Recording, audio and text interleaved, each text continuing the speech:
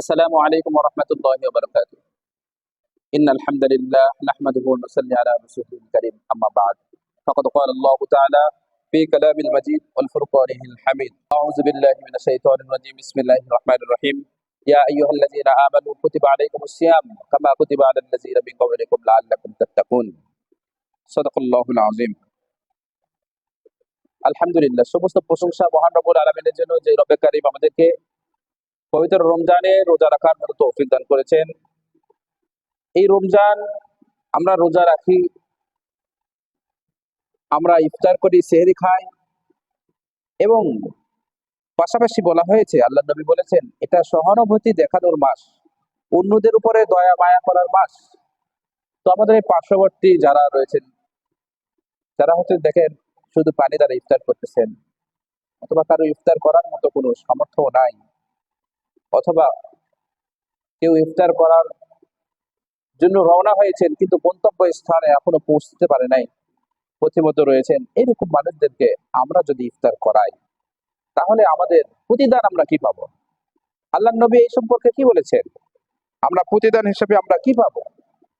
তো চলেন আল্লাহ নবীর হাদিস থেকে আমরা এর প্রতিদান কি হবে, যদি কেউ কাউকে ইফতার করায়, তাহলে তার প্রতিদান কি হবে আমরা একটু জেনে আসি।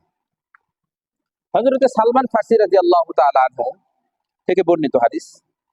তিনি বলেন যে নবী সাল্লাল্লাহু আলাইহি ওয়াসাল্লাম আমাদেরকে বলেছেন, মান ফাতারা ফীহি সাইমান, যদি কোনো ব্যক্তি কোনো রোজাদারকে ইফতার করায়, কানা লাহু মাগফিরাতুল লিযুনুব, আল্লাহ তাআলা ওই ইফতার করানে ওয়ালাকে তার জীবনের যত গুনাহগুলো রয়েছে সমস্ত গুনাহগুলো মাফ করে দিবেন। বলেন সুবহানাল্লাহ।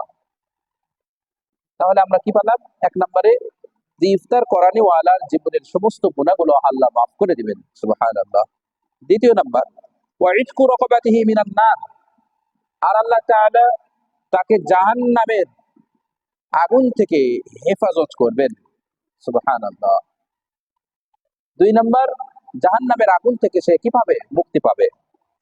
তৃতীয় নাম্বার, ওয়াকানা লাহু মিসলু আজরিহি, আর সেই রোজাদার রোজা রেখে যে পরিমাণ সওয়াব হাসিল করেছেন, আল্লাহ ওই পরিমাণ সওয়াব ওই ইফতার করানে ওয়ালাকেও দান করবেন। সুবহানাল্লাহ।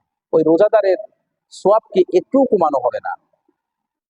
সাহাবায়ে কেরাম রাদিয়াল্লাহু তাআলা আনহুম আরজ করলেন, ফাকুলনা ইয়া রাসূলুল্লাহ লাইসা কুল্লুনা নাজিদু মা নুফাত্তিরু বিহি সাইম, যে আমাদের ভিতর তো এরকম অনেক মানুষ রয়েছে যাদের ইফতার করানোর মতো কোনো সামর্থ্য নাই।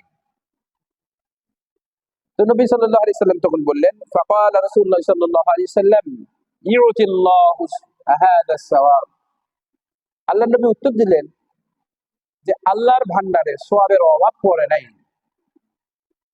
তারপরে তিনি বললেন, মান ফাতারা সাইমান, যদি কোনো ব্যক্তিকে ইফতার করানো হয়, আলা মাসকাতি লাবানিন আও তামরাতিন আও শারবাতিন মিন মা, এক ঢোক দুধ দ্বারা, একটা খেজুর দ্বারা, অথবা এক গিলাস পানি দ্বারাও যদি ইফতার করানো হয়, তারপরেও আল্লাহ তাআলা ওই ইফতার করানোওয়ালাকে ওই পরিমাণ সওয়াব দান করবে। বলেন সুবহানাল্লাহ। তার গুনাহ মাফ করে দিবেন, তাকে জাহান্নামের আগুন থেকে মুক্তি দিবেন, এবং রোজা রেখে যেই পরিমাণ সওয়াব হাসিল করছেন ওই পরিমাণ ওই ইফতার করানোওয়ালাকেও আল্লাহ সুবহানাহু ওয়া তাআলা সওয়াব দান করবেন। বলেন সুবহানাল্লাহ।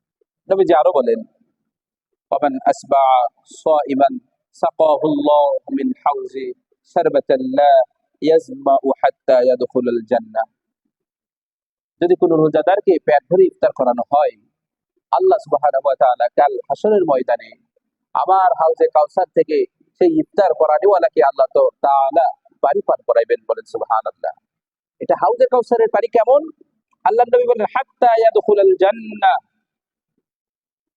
লা ইয়াজমাউ হাত্তা ইয়াদখুলাল জান্নাহ, যে হাউজে কাউসারের পানি একবার পান করলে জান্নাতে যাওয়ার আগ পর্যন্ত আর সেই ব্যক্তিকে তৃষ্ণা, কোন ধরনের তৃষ্ণা সে কি করবে না? অনুভব করবে না। সুবহানাল্লাহ। তাহলে ইফতার করানোর এত ফজিল। সম্মানিত হাজিরিন, আমরা ইফতার করাবো আল্লাহকে দেখানোর জন্য, মানুষকে দেখানোর জন্য নয়।